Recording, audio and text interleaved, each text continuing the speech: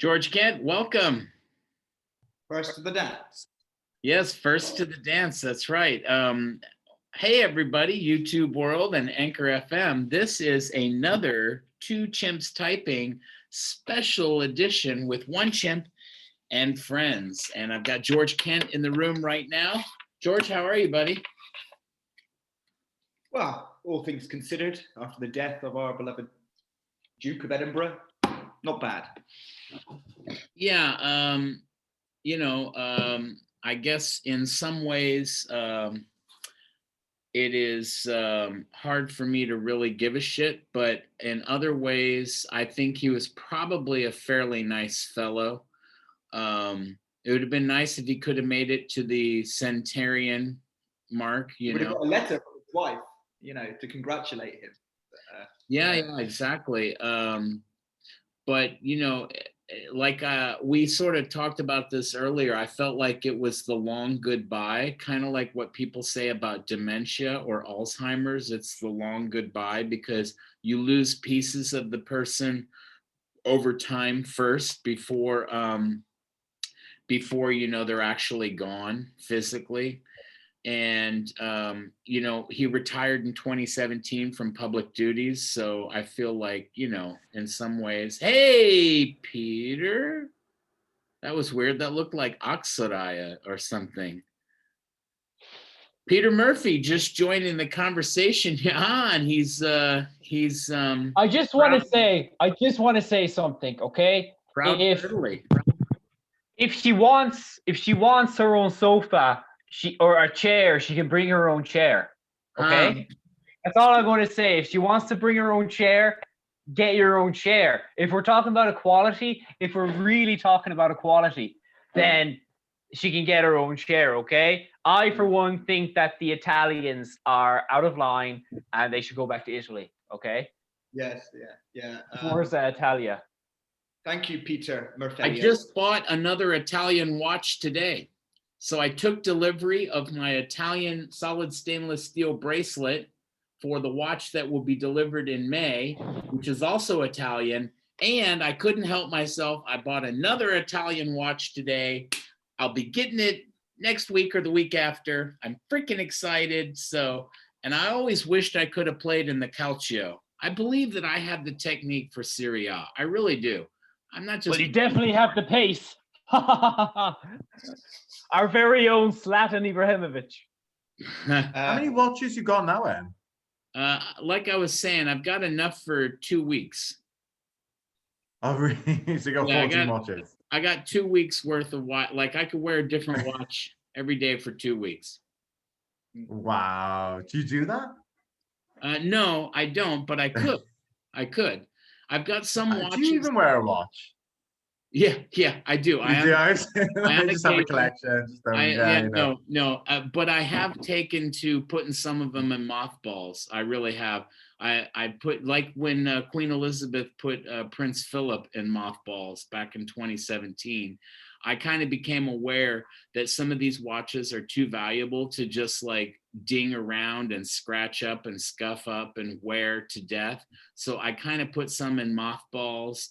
And then I sort of became keen on these lower price, but extremely cool watches so that I could still like have something on my wrist that I really like, that there's only 200 of in the world, for example. And that's the watches I'm collecting now, where there are only 200 or 300 of them in the world. And they're freaking cool as hell. But I don't feel as bad if something happens to them, actually. Although, ironically, those will probably be the ones that appreciate like far beyond the imagination in like 10 years. So I probably shouldn't be wearing them like beaters either. But anyway, that's not why we're here. It's One Chimp and Special Friends. And when I mean special, I don't mean that anything's wrong with any of them, because that's what we say in America when we talk about our special friends.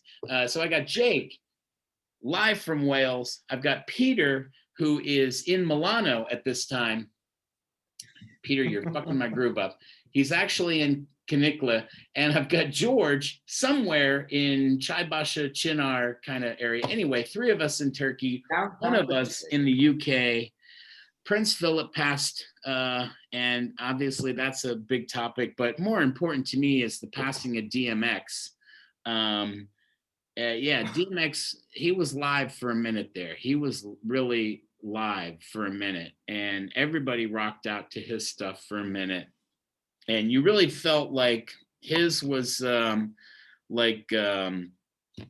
his was a pretty good brand of rap there. Well, I thought like, you know, him, Triple H, X-Pac, Shawn Michaels, for a long time there, like, you know, just suck it. They were fucking awesome. I loved them. I was really sad to hear about the passing. Yeah. What?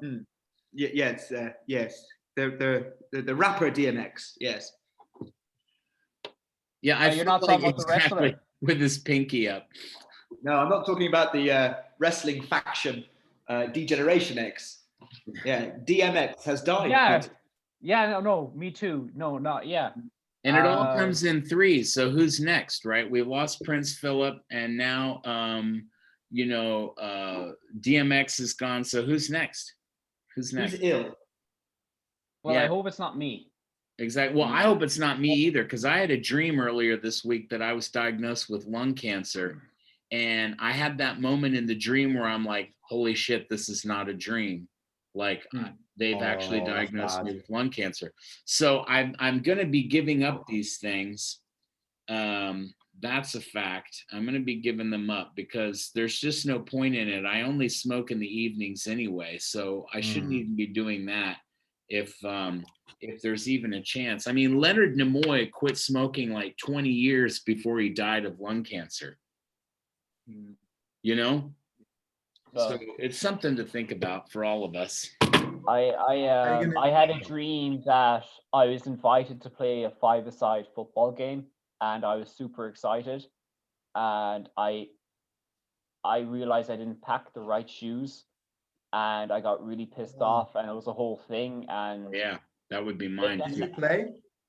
No, the whole dream was me excited about playing football, and then I found, oh, I have my hiking shoes, I'll wear them, but then they didn't match. I had two, they were both left-footed shoes, and then it was awful. Yeah, I had a dream similar to that where I was running in my dream and I didn't have any shoes on. Oh. There isn't me. Apparently, so we had similar dreams like where about shoes and not having the right shoes for the right occasion. And apparently, there's some meaning behind it or something. It's like apparently it's saying you're doing something that you don't feel you're prepared for, like a big goal or something in your life. I think Martin can relate with me right now. I'm definitely doing something with Martin these days that I'm not prepared for at all. Well, I'm doing it anyway. What it could also mean, Jake, is that very often people are buried without their shoes on. So really, I didn't know that. So that could mean my death, is it? I don't know. My teeth.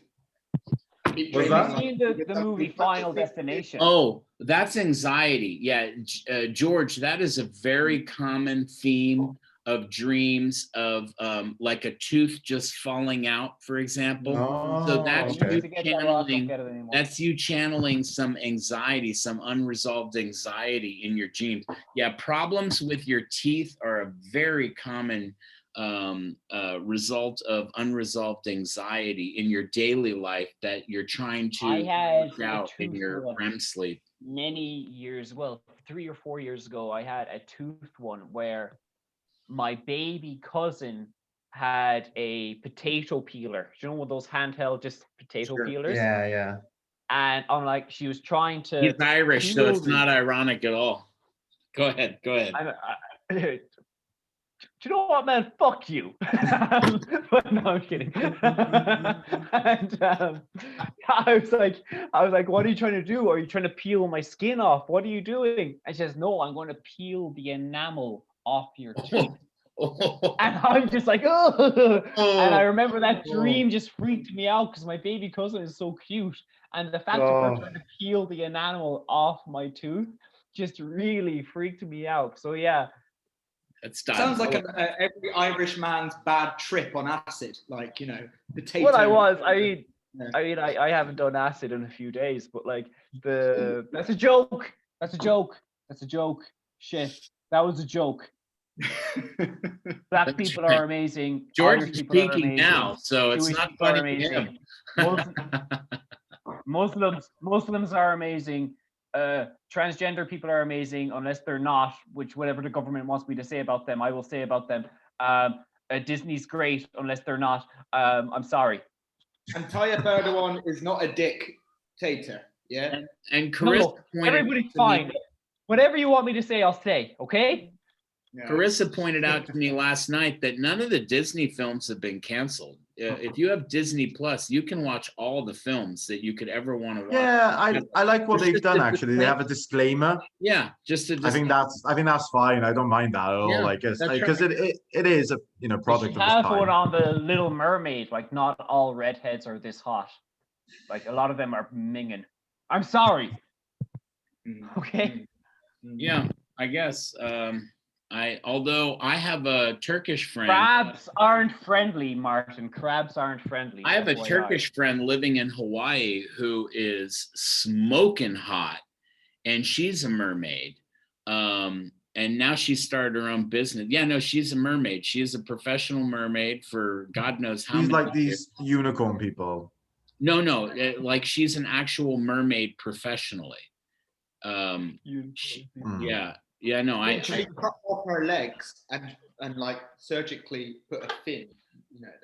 no, actually, it's just a bodysuit, George. It's nothing as radical as that. The augment. But they're not like there's a group of people in London. It's like a Vice documentary where they're young people, but they believe they're unicorns, and they go around and they have these little fins glued, but they like it's quite cultish, to be honest But with you. And they like, I hate unicorns, though, and they- right? You know what a really believe it. unicorn is. What's that? You know what a unicorn is, though, right? A horse. A horse with a horn. No, I mean a unicorn in terms of the human condition is a person who is involved in a polyamorous relationship with a married couple, or at least a I committed didn't couple. know that. Right. Yeah, that's what a Learn something every day. I just want to say I hate Vice News. They used to be cool. Right. They Are used you to. reading the articles of Vice or the video? Because the videos are brilliant. Oh If you no, go on the YouTube channel, Jake. it's Oh, dude, Jake, I'm with you. Like, say 10 years ago, Vice was amazing. Yeah. But like these great. days, it's kind of like, oh, I've decided to go and find swingers who only like guys who have 12 toes. You know, all right. Here's a Actually, 15-minute video about it. yeah, okay, It's like, all right. yeah, That's go Vice, fuck yourself. but if you go on Vice News, they're really, really good. Yeah. I tried to there is watch- a distinction. Like,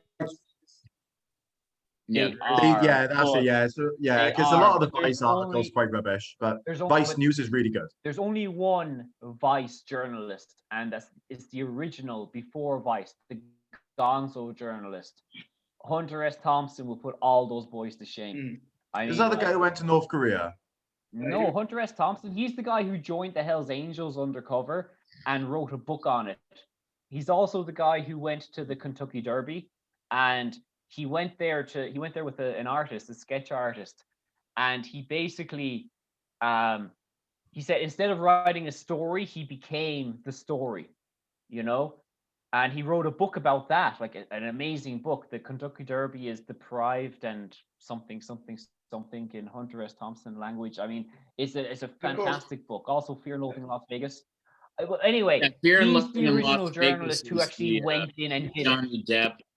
Johnny Depp played Hunter S. Thompson. That's a really famous film. And Hunter S. Thompson's also the guy that had his cremated remains exploded from a cannon after his death, so that they would settle on the ridge on the property, the furthermost part of his property that he owned out there in the American Southwest. He is a very interesting guy. If you've watched Fear and Loathing, then that was quite a film, really.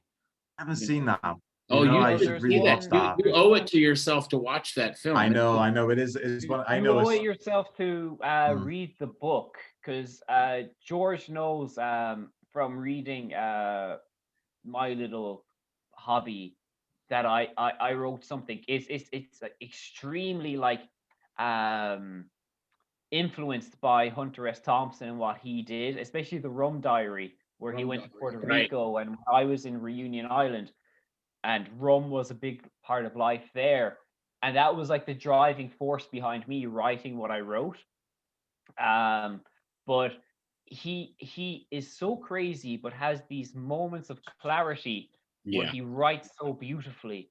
And it's like, okay, your book has been crazy, but Jesus Christ, man, whatever you're talking about right now, I mean, you've just summed up planet Earth with these words. Someone else speak there whilst I find the quote to tell Jake. Mm. I'm curious So, as to what the quote What is about now. this Wuhan lab stuff? I think that was what, there's all sorts Yeah. of stuff floating around the interwebs now. So the Chinese government now are trying to promote this idea for actually it didn't come from China, the coronavirus, but it actually came from America, and that a bunch of American athletes who came to Wuhan in October actually spread the disease. So it's about diplomacy, like it's about keeping an international reputation. And I don't know, it just really got under my skin actually. Like they trying to deny the facts, like, you know what I mean? Because there's still questions. Even the World Health Organization has questions whether it did come from a lab in Wuhan or whether it did come from the wet markets and stuff. Right. But the fact for the Chinese government are just saying, oh no, it's America. It's like, oh, it's ridiculous. But and it's not just that as well, but they're using bots as well in Facebook and everything, promoting the idea for the AstraZeneca vaccine as unsafe and just trying to undermine the West's response to the virus in terms of its vaccine program. And it's just, I don't know, I think it's very Cold War. Do you know what I mean? Sounds like China Cold can do War with some tactics. democracy. That's all I gotta know. Yeah. Say again, George, sorry? Sounds like China needs some democracy. They just need they need to stop. Yeah. It's been a while since we've gone They're playing a somewhere. dirty game. Democracy. But going into coronavirus and how life was so great in 2019, like I found the quote now, that's why I'm trying to tie it in. And it's such a beautiful quote that I have to read it to you. May I? Yeah, please go ahead. Jake? Knock yourself out. All right. It seems like a lifetime, or at least the main era, the kind of peak that never comes again. San Francisco in the middle 60s was a very rare, special time and place to be a part of.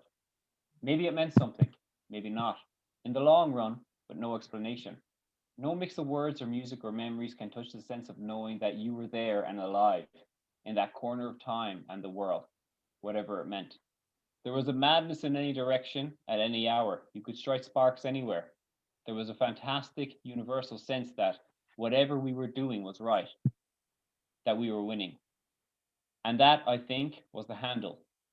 That sense of inevitability over the forces of old and evil, not in any mean or military sense. We didn't need that. Our energy would simply prevail. There was no point in fighting, on our side or theirs. We had all the momentum. We were riding the crest of a high and beautiful wave. So now, less than 5 years later, you can go up on a steep hill in Las Vegas and look west. And with the right kind of eyes, you can almost see the high watermark, the place where the wave finally broke and rolled back.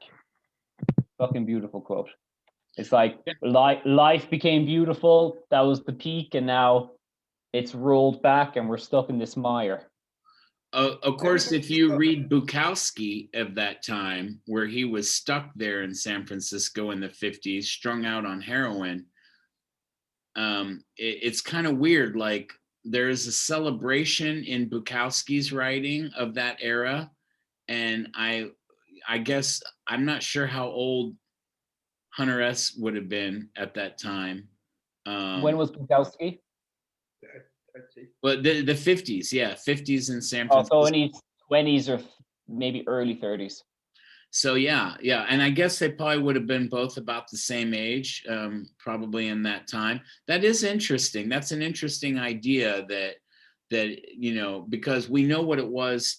I mean, the world knows, or at least has an idea of how special the place was in the 60s, but the 50s to me just seemed like, I mean, you could have an apartment for $25 a month. in San Francisco back in the 50s. George was saying earlier off camera that the 90s seemed like that for us. And then 9/11 happened. Then the 2000s seems like that for us. And then the Arab Spring happened. Then the 10s seemed like that for us. And then, you know, what happened to the 10s? Then coronavirus happened basically at the end of the 10s. It's I think every generation has this moment where it's like, okay, stop. Depends on how you sort of look at life, really. You know, maybe you know, oh, the 90s wasn't actually that good. But you know, yeah, every decade has this sort of perennial sort of like moment. For example, I guess this decade will be coronavirus. Last decade was ISIS. You know, the decade before that was war on terror. John Lennon get shot. He got 19 shot in 1981. so the death of the 70s, basically, December or the 8th. mentality. Yeah, December 8th, 1981. And then the Manson killings, when was that? The end of the 60s? Yeah, Helter Skelter, so 70 maybe. I mean, that's the death of the 60s. I mean, we have all these bookmarks and histories that like just end a chapter. And is coronavirus that for us? Like we have we wanted to theorize about it tonight, but really is it just like another time where it's kind of like, yeah, right, exactly, like Spanish flu of 1919, right? So I'd say as well, for like in the 60s and everything, there was like the hippie movement, there was a lot of left-wing really crazy ideas, do you know what I mean, going on, and eventually that the boomer generation, which was their young people, then they had so much hopes and energies about change, but then they just kind of died off, you know. And I feel like that's the millennial generation now as well, because we were like, when we were voting for like Bernie Sanders, we were voting for Jeremy Corbyn and stuff, but now it's been crushed again. And like, do you know what I mean, there's this kind of like that hope, you know, which wasn't that long ago, it was only like a year ago, that hope of a new future has just been smashed again by the system. Do you know what I mean? The establishment is established, right? I know, it stamps. I mean, it did it with JFK, Martin Luther King. Do you know what I mean? A lot more violently. Do you know what I mean? But they in this case, electorally they crushed the left. Do you know what I mean? And we just again in a cycle of cynicism. Like there is a new future with the vaccine passports, and as like as much as I want to go against the grain, it's kind of like if you walked in right now and said, here's your vaccine and here's your passport, welcome to the new world, I'd take it in a heartbeat. But at the same time, I know it's actually, there's something very, I don't know, there's something very dodgy about it. I don't like it. Well, I'm not, you know, you only live once, you know, I'm going to make the most of my life, you know. You have to do that. You have to do that when you go to Africa, by the way. When I went to Africa, well, that's very true. Yeah. I had to show them essentially my vaccine passport. And I had that discussion with my friend in Indonesia, who is obviously not going to take any Chinese vaccine. And I know that we've discussed the fact that the Chinese vaccine is pretty much what is used here in Turkey. And so I'm, you know, reticent to take that vaccine. We talked about that. The efficacy is really low. So yeah, if they offered me the chance to have a vaccine passport or whatever, I would 100% get on board, but only if it were the banned AstraZeneca or like Pfizer, BioNTech, or maybe Johnson & Johnson. Well, Johnson & Johnson, yeah, because that's one jab. But like what makes me very wary about taking this Chinese vaccine, because we're in Turkey, is that I'm not going to do it. Well, like, I mean, I'll take it as in kind of like, all right. But at the same time, I'm kind of like, well, hang on a second. Is this going to become a tier system, whereas I go to the UK or Ireland or America and they say to me, it's like, well, you don't have you don't have AstraZeneca, you don't have this, you don't have that, you don't have Johnson & Johnson. We actually don't accept this vaccine. Well, I would like them to do that. Frankly, to your point about Africa, whereas like, yeah, everybody needs a vaccine in Africa or they need the malaria tabs to show that you're not vaccinated for this. And that's true, but those tablets are readily available. These vaccines are not readily available. So to make to make this tier system for people who need these vaccines, it's kind of like, yeah, great if it's in your local pharmacy or your local GP, but it's not. You know, the thing is, though, Peter, is that we could go to Istanbul and visit the Italian hospital or the German hospital or either the American hospital, and it's very likely we would get an imported vaccine from one of those drug makers, and we would be able to bypass. And that was my plan, actually. If they hadn't announced that they were locking us down during Ramadan and the holiday, the Eid al-Fitr holiday after Ramadan, my plan was I was going straight to Istanbul. I was going to hang out there. And while I was there, I was going to visit the American hospital and try and get a vaccine protocol, you know. And then hopefully they would have like the single shot formula, the Johnson & Johnson. But even if they didn't, it wouldn't have mattered. I would have made a way to get back to Istanbul and get the second shot. It wouldn't have mattered. Even if you only got the first shot that wasn't Johnson & Johnson, your efficacy would still be quite high. But I mean, I'd want to see it through to the end, obviously. Yeah. No, that's a great idea. But what I'm saying is, you and I, and George also, and Jake, we have that shot. But my point is, there's lots of people who, now look, especially the people who've been working in Bin Market and I Use Beer and Migros during the whole pandemic, who are like up there with the nurses and doctors and first responders and the police. They are heroes, man, because they're on minimum wage, and it's just kind of like, yeah, you're an essential worker, but you've been paid fuck all. Now, those people, the footballers are getting it before them. I mean, do you know what I mean? Like, yeah, it's nuts. I think Turkish footballers had it, have they? No, that's the rumor. And, seriously. Yeah, of course they have. They should get it before the teachers, because the teachers have, despite the fact that we've been exposed to it a lot, the teachers have been more protected in the fact that we have been put into lockdown a few times in the last year. But people who work in supermarkets haven't. Yeah, the guy at my local market is a hero. Like, what a warrior! He's been there every morning and early and knocking up at night. Like, these guys are just as much heroes, in my opinion, as nurses, because they're there, like, putting their life on the line to give us food when we need the food. If we don't have food, we will die. He's risking his life to give Peter his Oreo cookies. I mean, I'm not trying to be funny about that, but I'm serious. That's basically, legend. A lot of legendary. So is there some more dirt? Is there some more dirt on this Wuhan? What's the rest of the story about that? Well, apparently their bots are trying to, like I said, undermine the AstraZeneca vaccine and all that. And their diplomats as well have been on Twitter saying, like, it just comes from America, and they just, I don't know. But it's very interesting, because it is, like, we talk about politics a lot and international relations, but like, this is a whole new frontier. Like, the reason why Turkey has these Chinese vaccines says a lot, really, about like where Turkey's allegiance is. Not even allegiances so much, because China was offering the vaccine, whereas the rest of the world wasn't, I suppose. But do you know what I mean? It's all very diplomatic. The reason why AstraZeneca has been banned in Europe? I haven't followed up on that. What's the reason? That's European. It's a mix of things, really. It's a mix of politics. It's a mix of this Chinese kind of smear campaign. It's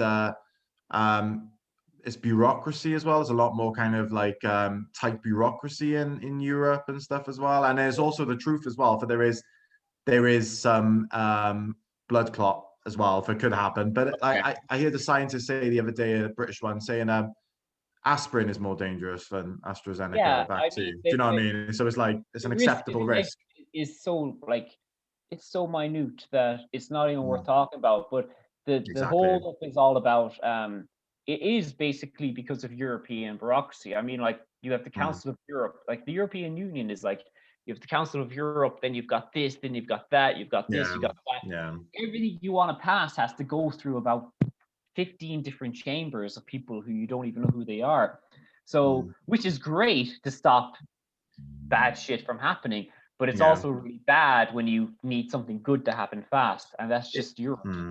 But it is working though. I mean, the Chinese campaign, like in Serbia at the moment, they have the option for all 4 vaccines. The Chinese one, the Russian one, the Pfizer and the AstraZeneca, and the Serbians are all thinking, no, I don't want an AstraZeneca. That's the bottom of the list, even though it has more efficiency than both the Russian and the Chinese. Serbia, but they choosing the Russian one and the Chinese more because they're like promoted in Serbia and the media as being allies to Serbia. Mini Russia in Europe, you know, that's like it's like one of those. It's a bit of a hermit country, really, because it's like. Is it Serbia. possible? Is it possible? Like I'm saying this as someone who has no medical background at all. But is it possible that something that has, and I'm just throwing this out there, is it possible that something that has more efficacy carries more risk than something that is like say 40% effective? That it's kind of like, well, it might work. Connection. I have no idea. So it's kind of like know. The more you try to make something work, the more the risk factor goes up. I have no idea. Like, I mean, well, my understanding is we can all expect to be a little bit ill if we take the vaccine, regardless. My friend, he's a year old. He's 30 years now. He's had the vaccine. I went for a bike ride with him the other day, and he was like nearly throwing up and stuff. You know what I mean? It's weird. But my nan had it. Yeah, my nan's 70 and she's fine. She was like, "Oh, I just had a sore arm." It's so strange, like because some people are getting quite sick from it. Yeah, Carissa's for a day or two. Had it. Carissa's mother had it way back in December and January, both shots. It was the Pfizer, and she was perfectly fine, no problems whatsoever. She's about 8 years older than me, I guess. So yeah, I guess it's hit or miss, right? Just like if anybody. It's so strange, yeah. It's so weird, and I had this question here, and I don't know the answer to it, but I was thinking, if you had a reaction from the vaccine, does that make you more susceptible if you were to have coronavirus? Like, because some of us, like, right, it's a good we won't have any symptoms at all, but right. But my friend said, and he's quite good at science, but he said apparently, if you have a reaction to it, you're more likely to survive coronavirus. But I don't know if that's, I no idea. I don't think anyone really knows, to be honest here. But it's interesting. Surely it's more of a risk taking the Chinese vaccine because it has a lower efficacy.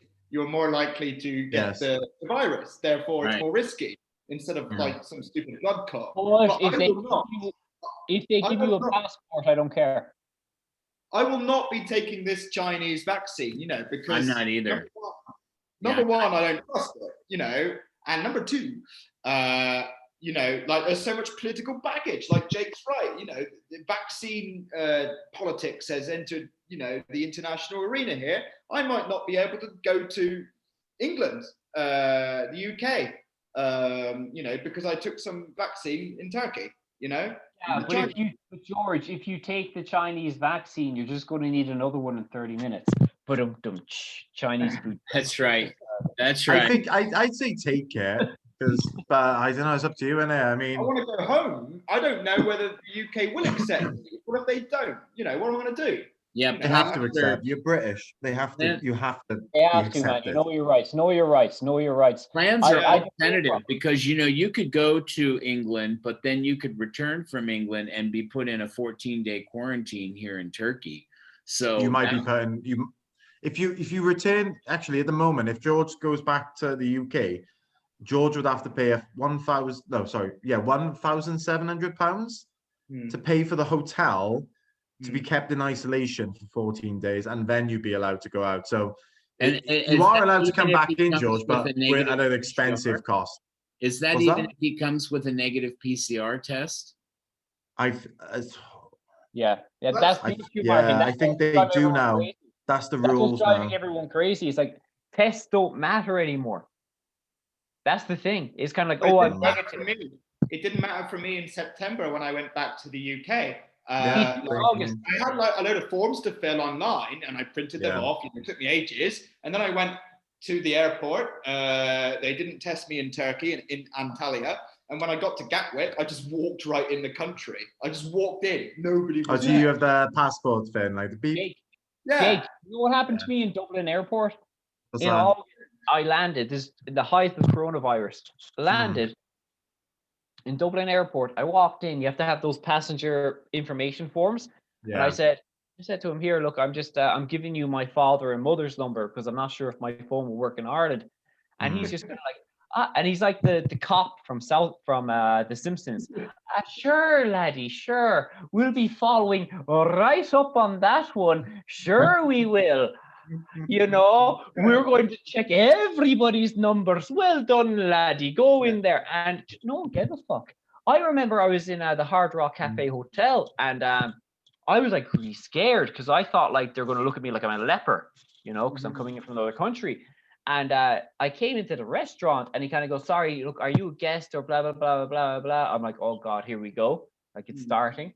Right. And he kind of goes, "Are you a guest?" I'm like, "Yeah, I'm a guest." He's like, "Oh, I'm so sorry. Where are you coming from, sir?" And I'm like, "Oh, I'm just coming from Istanbul." And he's like, "Oh, really? You come from Istanbul? How lovely. Have a seat. Here you go." And I'm like, "Oh, huh. The money. The money. If you're paying the money, they don't give a fuck. Okay, you got the pizza, the mozzarella. It's all about the money. Okay, that's all it's about." I had an opposite experience. My sister-in-law came to the UK last year in when was it? End of January. January 31st she came. So I picked her up from Newport. And the Turkish airline baggage sticker, all right, looks a lot like a Chinese symbol, doesn't it? Have you noticed this? All right. And I went on the bus. So these old lads were drinking and they, having a good time. And there was this kind of like everyone knew about the coronavirus at that point, but it was like, oh, it's over there. Yeah. But it is starting to get a bit crazy, And they were looking at a bag, and they were like, "You haven't just come from China, have you?" Do you know what I mean? They were just like, no, it's Turkey. Oh, all right, then, all right. Well, that was my experience last year during the holiday after Ramadan. I went up to Istanbul and I returned. I was at the airport and there were some Chinese folks that were in the same gate that I was waiting to fly to Denizli. And I kept my distance. I was like, okay, this is weird. And then when I got on the plane, I was in an aisle seat, and right across from me was a Chinese guy who spent the entire duration of the flight scrolling through his Chinese character news feed or whatever, like just sort of emphasizing as if I didn't already know that he was Chinese descent. And I was nervous. I don't know what you want to call that. Yes, they're the new Arabs. There's like when you get onto a plane after 9/11 and they got the head turban. You're like, oh my God. That's right. I felt a tinge of guilt. If you hear a guy with an Irish accent, and then, my friend who's going to be visiting me after Ramadan, she was asking, "Is it going to be a problem for me being a single woman, et cetera, et cetera?" And I said, "No," I said, "but your Chinese descent could possibly stir some emotions in." I think people will be a bit silly now if they felt. Well, I mean, but then again, I say so. We've seen the anti-Asian hate going on. It's just it's horrible, isn't it? But I mean, everyone has corona. Well, I mean, coronavirus is everywhere now. Do you know what I mean? So it's not about are they from Italy? Are they from China? Which were the two epicenters. It's everywhere now. Jake, I was all for the anti-China, I was all for the anti-Asia hate until I realized I lived in Asia, and I was like, oh shit. And that's how it works, isn't it? Like, oh no. Like, But also, the thing. It's like, I think this phone is like 1 year old. Like, it's like I got this phone last year, and it's a new number, and these men keep calling me asking for Doigu, and I'm beginning to think that like my phone used to belong to a prostitute. But it's a new number as well. The SIM card is new, so it's just a recycled number. He's like saying, "Not exactly. Not pure some kids. Like, what's up, girl?" And I'm kind of like, hey, I don't know. Then he calls me. He's like, "Who's this?" And I'm like, "Who are you?" Doigu's boyfriend. Who are you? Who are you? Yeah, you should say that. I'm looking for Doigu, and I'm like, do I sound like Doigu? He's like, where's Doigu? And I'm like, but she's not here. She's in my Like, kitchen cabinet. Oh my Fucking god. Be like, dude, she gave you the wrong number, man. She weren't interested. Like, come Yeah, on. exactly. Exactly. He WhatsApped me, and he's like typical like Turkish dude with the hair back, but like kind of like me, it's kind of going a bit, except more. And it's kind of like, okay, look, you should just shave this hair. Anyway, I'm focusing on the hair too much. But like, I just like, I don't want. He looks like someone who could like murder you. Anyway.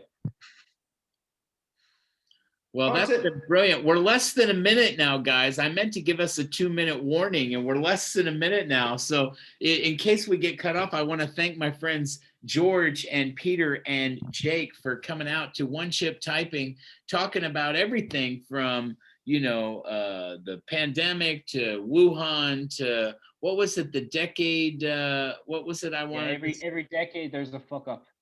Yeah, exactly. So, it's a little bit ugly right now, but we'll good luck with figure your it out. thumb handle. Yeah. Yeah, it's a lot in it.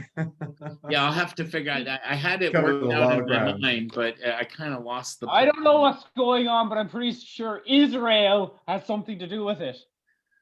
Oh, And we mean Peter. that in the best possible way. Israel